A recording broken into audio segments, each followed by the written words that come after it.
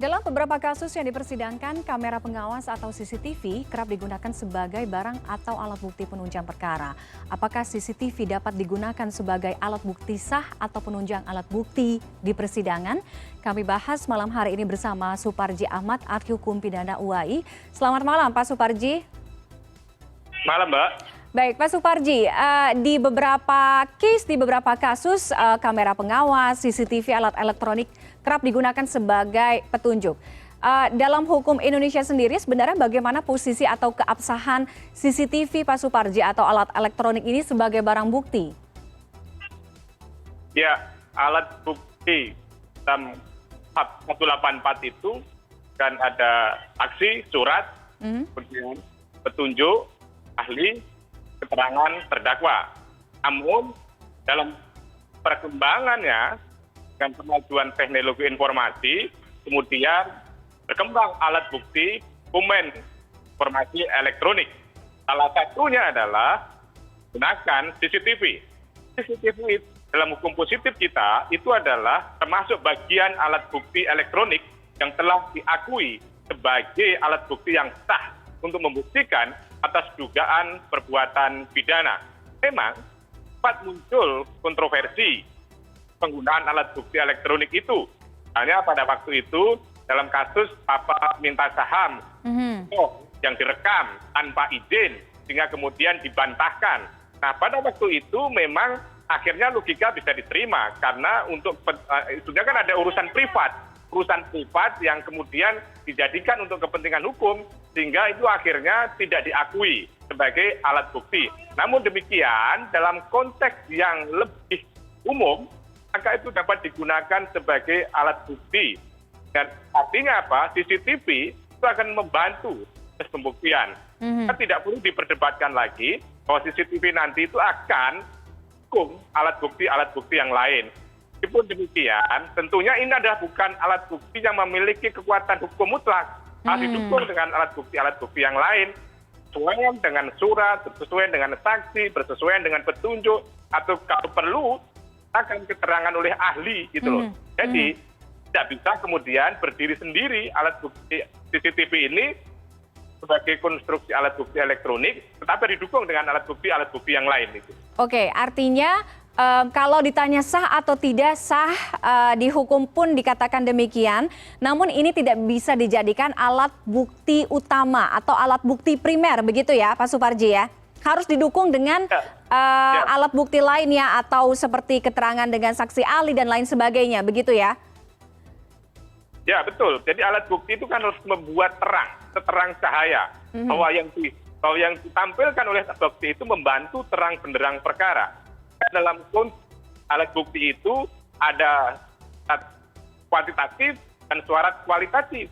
Syarat kuantitatif itu adalah minimal 2 alat bukti, syarat kualitatif adalah kesesuaian antara alat bukti satu dengan alat bukti yang lain, termasuk saksi satu dengan saksi yang lain.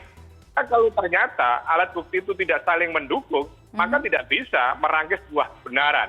Maka betul bahwa CCTV bukan sebagai alat utama, tetapi didukung dengan alat bukti yang lain yang kemudian membangun sebuah rangkaian kebenaran tadi itu. Oke, kalau kita analogikan dalam sebuah kasus misalkan dugaan kasus pembunuhan, ada orang membunuh dengan cara menusuk pisau gitu atau menembakkan pistol, sehingga sebenarnya posisi CCTV ini adalah alat bukti sekunder atau tersier sebenarnya. Alat bukti primernya, alat bukti utamanya adalah barang yang digunakan untuk membunuh. Itu begitu ya Pak Suparji?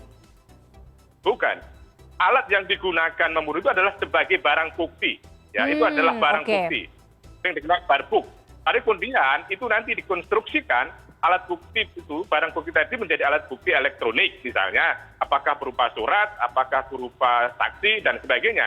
Jadi alat-alat yang digunakan itu adalah barang bukti. Namun demikian akan diversi menjadi salah satu alat bukti. Misalnya ada ketarik kertas, itu adalah sebagai alat bukti surat. Maka kemudian kalau nanti itu ada rekaman yang menunjukkan adanya penusukan dengan pisau, maka berarti nanti rekaman tadi, barang cetakan nanti akan dikonstruksikan sebagai alat bukti surat.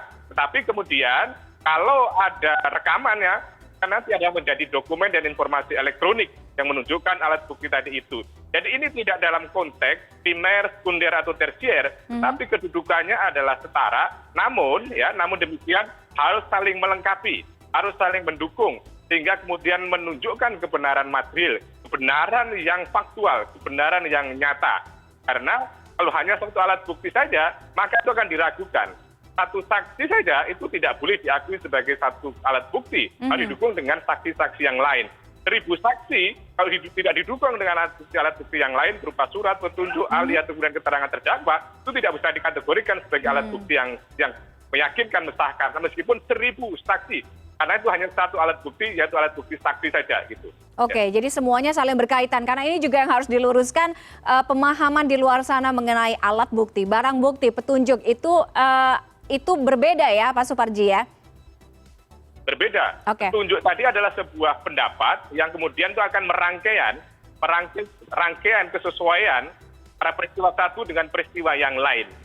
Kemudian petunjuk tadi juga akan bisa dikonstruksikan antara rangkaian antara alat bukti satu dengan alat bukti yang lain yang untuk menjadi petunjuk akannya sebuah kebenaran. Karena prinsip dasarnya adalah dalam konteks hukum pidana, pembuktian itu adalah menjadi faktor yang sangat menentukan, faktor yang elementer. Maka tidak boleh bersifat ragu-ragu, tidak boleh bersifat abu-abu, harus jelas baik secara formil maupun secara material, secara kuantitatif maupun secara kualitatif.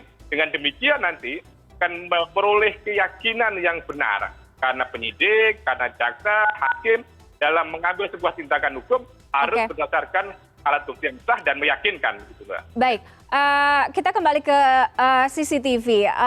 Dengan perkembangan teknologi ini, semua tahu bahwa CCTV atau gambar atau video yang muncul itu bisa saja diedit atau disunting. Nah, bagaimana kemudian menentukan, memastikan bahwa rekaman ini, gambar ini tidak dimanipulasi?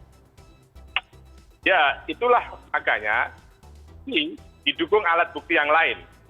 Apakah ini editing, apakah ini adalah sesuatu yang benar, kan gitu, barang cetakannya, ya, atau kemudian ini rekamannya juga sudah dipotong dan sebagainya. Maka nanti akan didukung keterangan ahli misalnya untuk kemudian meyakinkan tentang kebenaran yang ada di dalam CCTV. Pada sisi yang lain juga akan didukung dengan alat bukti yang lain berupa petunjuk misalnya itu.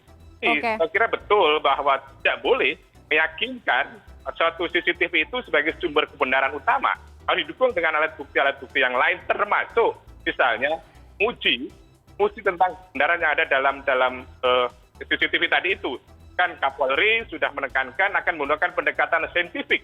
Pendekatan saintifik itu adalah antara lain misalnya melalui uji forensik, melalui ahli, informasi elektronik dan sebagainya, akan mendukung tentang kebenaran tadi itu. Oke, baik. Berikutnya sebagai ahli pidana, saya ingin meminta tanggapan, koreksi kalau saya salah. Ini juga dipertanyakan banyak orang di luar sana. Di pasal 184 ayat 1 KUHP disebutkan bahwa alat bukti yang sah, keterangan saksi, keterangan ahli, surat petunjuk, keterangan terdakwa. Kemudian di putusan MK bahwa alat bukti elektronik seperti rekaman CCTV kamera pengawas ini, ketentuan alat bukti rekaman elektronik itu dianggap tidak memiliki ketentuan hukum yang mengikat. Sementara di Undang-Undang ITE ada praktik pengembangan alat bukti dengan definisi atau perluasan arti. Sehingga ini dia posisi penggunaan alat bukti elektronik ini, dalam hal ini CCTV, masih diperdebatkan. Tanggapan Anda Pak Suparji? Ya, betul. Secara limitatif 184 5 alat bukti tadi. Kemudian memang ada putusan MK yang berkaitan dengan alat bukti elektronik. Yang tadi saya sampaikan salah satunya adalah berangkat dari uji konstitusionalitas Undang-Undang ITE pada waktu itu berkaitan dengan penggunaan rekaman pada waktu itu, ya, antara kasus Setia Novanto pada waktu itu yang kasus Papa minta saham. Nah, pada sisi yang lain, itu kenapa dianggap tidak berlaku? Karena itu sebetulnya adalah urusan privat, urusan pribadi, yang kemudian ketika merekam itu harus kemudian izin. Tapi kalau ini adalah berkaitan dengan kepentingan umum, kepentingan penegakan hukum, yang ini adalah sebetulnya hadir di ruang publik, maka sebetulnya memiliki legalitas, memiliki keabsahan untuk jadikan alat bukti.